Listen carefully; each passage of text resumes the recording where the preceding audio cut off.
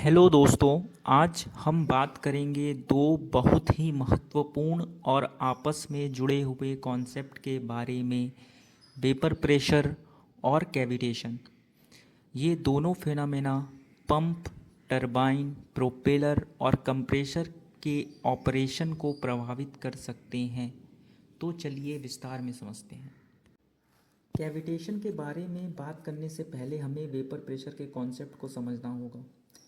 Vapour pressure होता क्या है? वेपर के द्वारा लिक्विड पर लगाए गए दाब को वेपर प्रेशर कहते हैं।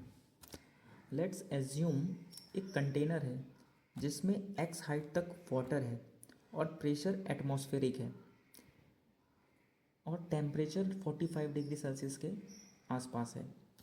तो उस कंटेनर के अंदर लिक्विड का इवोपरेशन स्टार्ट हो जाएगा और वेपर्स फॉर्मेशन होने लगेगा और वो वेपर एम्प्टी स्पेस में कलेक्ट होंगे। कुछ का वेपराइजेशन होगा और कुछ वेपर वापस कंडेंस होकर लिक्विड फॉर्म में कन्वर्ट हो जाएंगे। जब इवोपरेशन और कंडेंसेशन की दर बराबर हो जाती है तो सिस्टम इक्विलिब्रियम में पहुंच जाता है। इस इक्विलिब्रियम पर जो दबाव होगा उसको ही हम वेपर प्रेशर कहते हैं। वेपर प्रेशर तापमान के साथ बढ़ता है क्योंकि अधिक मॉलिक्यूल्स के पास सतह से निकलने के लिए ऊर्जा होती है। जिन लिक्विड का वेपर प्रेशर उच्च होता है वे जल्दी इवोपरेट होते हैं, जैसे आपको पता होगा अल्कोहल और पेट्रोल। और जिन लिक्विड का वेपर प्रेशर बहुत कम होता है वो कम इवोपरेट होते हैं, जैसे पानी और तेल। जैसा हमने वेपर प्रेशर के बारे में समझा, अब हम कैविटेशन के बारे में समझते हैं। कैविटेशन होता क्या है? लेट्स सपोज एक 100 mm डायमीटर का पाइप है और वह कुछ आगे से कन्वर्ज होकर 50 mm डायमीटर में कन्वर्ट हो रहा है।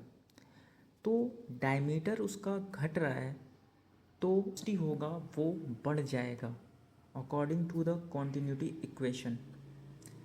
जब वेलोसिटी बढ़ा तो उसका प्रेशर घट जाएगा according to the Bernoulli's theorem. जब ये प्रेशर घट के उस लिक्विड के वेपर प्रेशर से भी कम हो जाएगा तो उसमें वेपर्स के बबल्स का फॉर्मेशन होने लगेगा।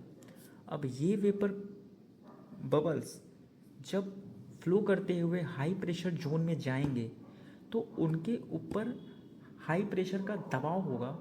उस दबाव के कारण ये बहुत ज़ोर से ही फटेंगे और जब ये जिस सरफेस के आसपास फटेंगे वहाँ बहुत ही हैवी इम्पैक्ट क्रिएट करेंगे और इस इम्पैक्ट से उसमें कैविटी क्रिएट हो जाएगी। इस ही फेनामेना को हम कैविटेशन कहते हैं। सरफेस में कैविटी का बनना ही कैविटेशन कहलाता है। जैसा कि हमने कैविटेशन के कॉन्सेप्ट को समझा, अब इस कैविटेशन का प्रभाव कहाँ कहाँ पड़ता है? जैसे मेटल के सतहों का इरोजन, जैसे पंप इम्पेलर, वॉल्व या प्रोपेलर ब्लेड। मशीन में शोर और वाइब्रेशन, इफ़िशियंसी की कमी और उपकरणों को समय के साथ नुकसान। कैविटेशन तौर पर तब होता है जब पंप या टरबाइन में सक्शन प्रेशर सही नहीं होता, फ्लो वेलोसिटी बहुत ज़्यादा होती है या डिज़ाइन में कोई दोष होता है। सीधे शब्दों में कैविटेशन एक डिस्ट्रक्टिव फेनामेना है जो लिक्विड फ्लो सिस्टम में प्रेशर फ्लक्चुएशन के कारण होता है।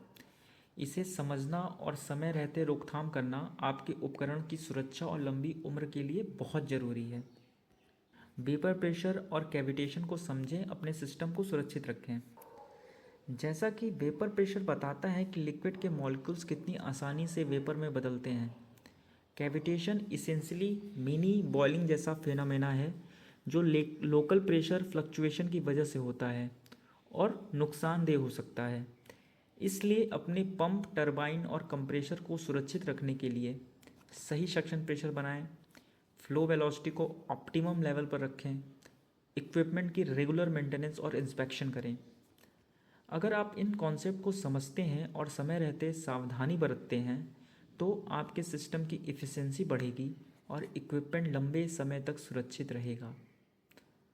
वेपर प्रेशर और कैविटेशन को समझें, अपने सिस्टम को सुरक्षित रखें। अगर वीडियो पसंद आया हो तो लाइक करें, शेयर करें और सब्सक्राइब करना न भूलें। धन्यवाद।